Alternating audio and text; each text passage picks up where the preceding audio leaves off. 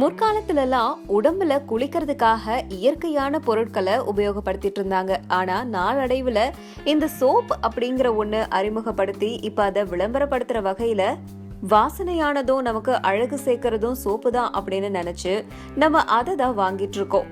முக்கியமான விஷயம், இந்த சோப்பு வாங்குறதுல நம்ம கடைபிடிக்க வேண்டியது என்ன அப்படின்னா, வாசனையான சோப்பா அப்படிங்கறத விட்டுட்டு இந்த சோப்பு நம்ம உடலுக்கு நம்ம ஸ்கின்னுக்கு ஏத்த சோப்பா அப்படிங்கறத பார்த்துதான் வாங்கணும். பல பேர் இன்னைக்கு வாசனைக்கு மயங்கிதான் சில சோப்புகளை வாங்குறாங்க. அதிலும் சில பேரு பேபி சோப்பை யூஸ் பண்ணுவாங்க. குழந்தைகளுக்கு சருமத்துல துவாரங்கள் இருக்காது, அதனால அவங்களுக்கு பேபி சோப் தான் பெஸ்ட்.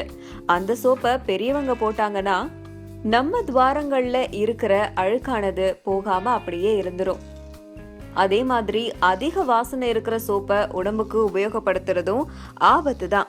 அதனால எந்த வயதினரா இருந்தாலும் மாய்ஸ்சரைசர் அதிகமா இருக்கிற எந்த சோப்பை வேணா பயன்படுத்தலாம்.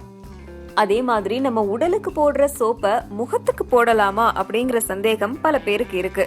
இப்போ நிறைய பேரு ஃபேஸ் வாஷ் அப்படின்னு தனியா யூஸ் பண்றதுனால அவங்களுக்கு எந்த ஒரு பாதிப்பும் இருக்காது. நம்ம உடலோட சருமத்துக்கும் முகத்துல இருக்கிற சருமத்துக்கும் ஏகப்பட்ட வித்தியாசங்கள் இருக்கு. உடலை விட முகத்துல இருக்கிற தோல் ரொம்பவே மென்மையா இருக்கும்.